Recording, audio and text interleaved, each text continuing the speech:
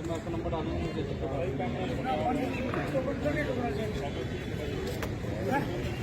2 metre ना आज रास्ते में आ गया 2 मीटर।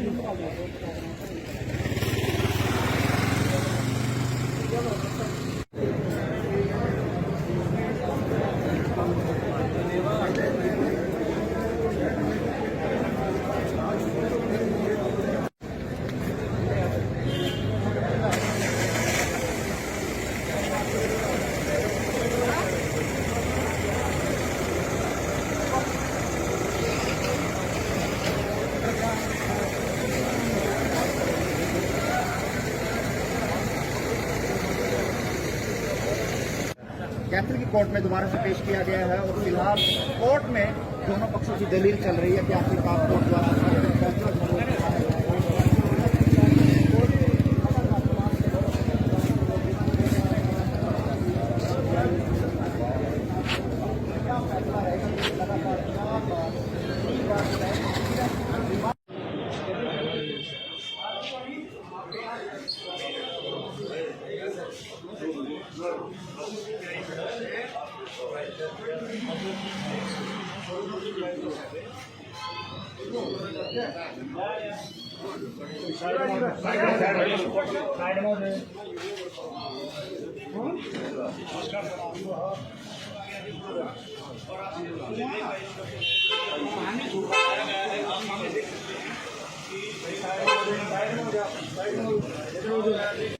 उनके साथ में तमाम लोग हैं।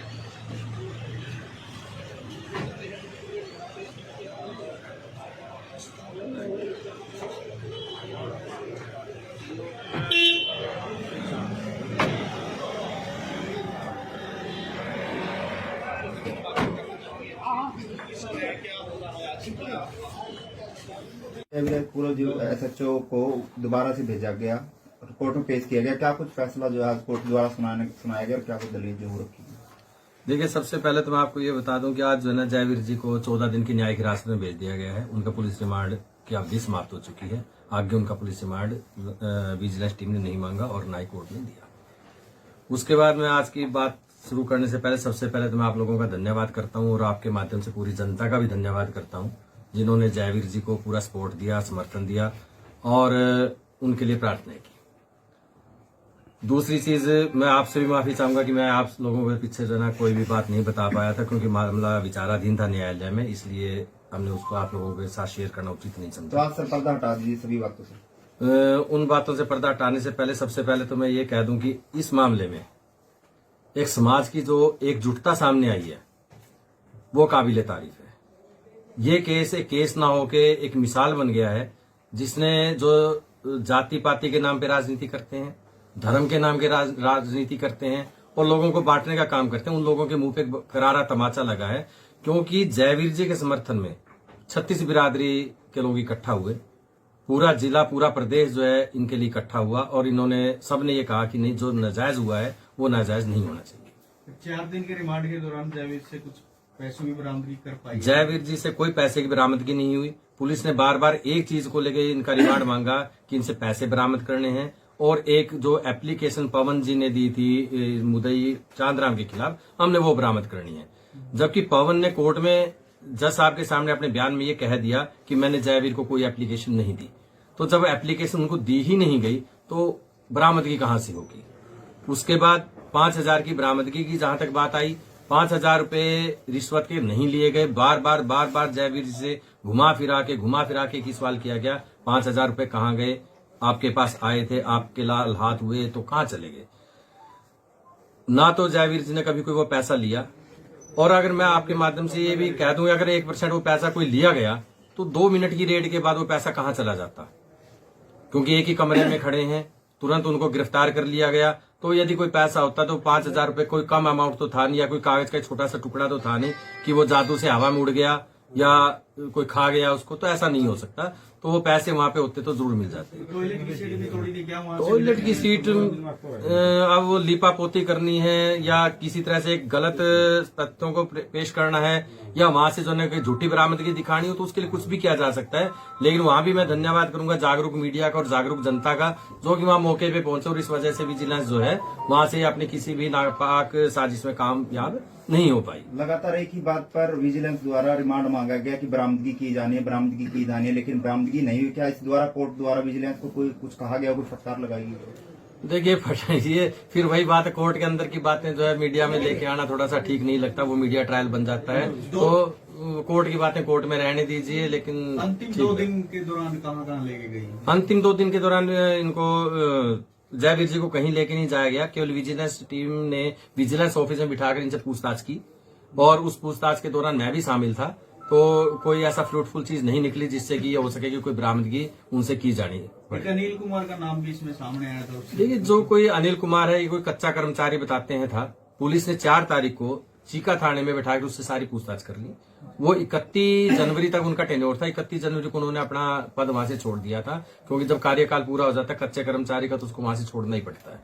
तो वो जो 31 तारीख को वहां से चले गए। 2 तारीख को वैसे भी वहां जब एक कार्यकाल ही पूरा हो गया तो आने का उनका वैसे ही सवाल खड़ा नहीं होता। फिर भी 2 तारीख को उसने अपने फोटोग्राफ वगैरह सारी दिखाई कि मेरे भाई की सगाई थी और 2 तारीख को मैं अपने घर पे था। तो अनिल को पैसे देने का कोई औचित्य नहीं बनता, कोई औचित्य नहीं होता। मोर ओवर वहां पे सीसीटीवी कैमरास लगे हुए थे थाना चीका के अंदर, वो डीवीआर भी विजिलेंस टीम के पास है। तो डीवीआर खंगाल ले विजिलेंस टीम, यदि वहां पे अनिल था तो पता लग जाता। लेकिन विजिलेंस टीम ने पता नहीं वो खंगालिया है या नहीं खंगालिया है, ना ही उसका उन्होंने अपने किसी रिमांड पेपर में कोर्ट के उसमें जिक्र किया कि हमने डीवीआर देख लिया और उसमें अनिल को पैसे देकर लेकर भागते हुए पाया गया है। ऐसा कोई सबूत विजिलेंस पेश नहीं कर सकी है। जयवीर शर्मा के अब जेल से बाहर आने की कब तक की उम्मीद? देखिए इसके बारे में अभी तो हम अदालत से आकर बैठे हैं कि उनको जुडिशियल में भेजा गया है। अभी हम चर्चा करेंगे क्योंकि इसमें हम पूरी टीम काम कर रही है वकीलों की, तो सबसे हम डिस्कस करके अब ये देखते हैं इनकी बेल हम कितने दिन में डालते हैं। पूरे प्रकरण में क्या लगता है आपको? पूरे प्रकरण में यही लगता है, देखिए वही बात है कि फैसला कोर्ट ने देना है, हम फैसला देने वाले कोई नहीं है। लेकिन हमें ये लगता है कि जयवीर जी बेगुनाह है और ईमानदारी की और सच्चाई की जीत होगी। और जिन लोगों ने भी इस चीज को जो है ना गलत तरीके से गलत तथ्यों से पेश किया, चाहे वो कोई भी हो, उसका पर्दाफाश भी होगा और हम उनके खिलाफ कानूनी कार्रवाई भी जरूर से जरूर करेंगे। आज जयवीर मामले को लेकर क्या कुछ सुनवाई हुई और उसके बाद क्या कुछ फैसला जो कोर्ट द्वारा सुनाया गया?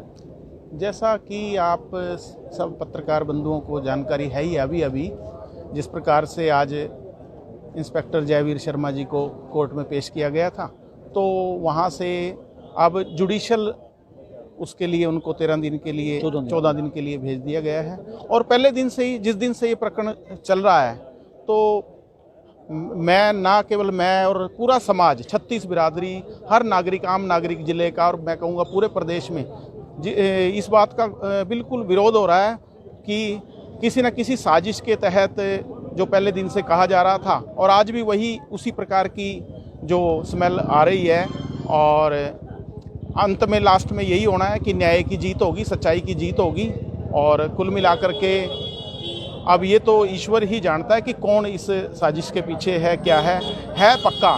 क्योंकि जो जयवीर शर्मा है उसको जो जिस प्रकार उसको साजिश के साथ फंसाने का जो प्रयास किया गया और उसके बाद किस प्रकार से, मैं समझता हूँ मेरे 48-45 साल के जीवन में मैंने इस प्रकार का कभी नहीं देखा कि एक पुलिस अधिकारी के लिए इस प्रकार से एक आम नागरिक, पूरा का पूरा समाज, नहीं तो कुल मिला के ऐसा नहीं है कि पुलिस जो महकमा है वो सारा कोई करप्ट है, लेकिन कुल मिला के आम समाज में लोगों में पुलिस के प्रति इस प्रकार की वो नहीं होती कि समाज एकदम से कोई करप्शन के केस में इस तरह से खड़ा हो जाए। तो ये चीज़ भी एक वो है कि कहीं ना कहीं वो व्यक्ति बहुत अच्छा व्यक्ति है। और कहीं राजनीति का शिकार आप मानते हैं कि हुआ है? राजनीति का भी हो सकता है, मतलब कोई ना कोई उस सारे इसके पीछे है। वो कौन है वो तो ईश्वर ही जानता है और कहीं ना कहीं भविष्य में वो क्लियर भी होगा। तो मैं ये मानता हूँ कि जयवीर 100% एक अच्छा इंसान है, बढ़िया अधिकारी है और उसको न्याय मिलना चाहिए। पूरा समाज आज उसके पीछे चट्टान की तरह खड़ा है। मुझे इतना ही कहना है। आपके लिए आए थे, शिविर रह गया है जी, वो कई महीने लोगों के साथ में अच्छा व्यवहार था उनका। जो उन पर रिश्वत के आरोप लगाए गए हैं उसको कहाँ देख रहे हैं आप? झूठे हैं सारे, झूठे हैं। सीवन रह गए, किसी पे रिश्वत दी हो नहीं लगे। अच्छा छोटा बच्चा भी गया गाँव का, भाई ये मैटर है जी, उसके लिए भी तैयार था। चलो तो आज उनको क्या फैसला कोर्ट द्वारा सुनाया गया, कुछ आप इस बारे में जानकारी दें? उसमें जानकारी नहीं मिली जी अभी। तो मतलब एक अच्छे इंसान थे वो? अच्छे इंसान थे, सीवन रह गए, इतना पता कि हर एक जो गाँव का छोटा बच्चा भी चला गया ना उसके पास में, सर ये मेरे परेशानी है, उसके साथ नहीं आ जाता थे। चलो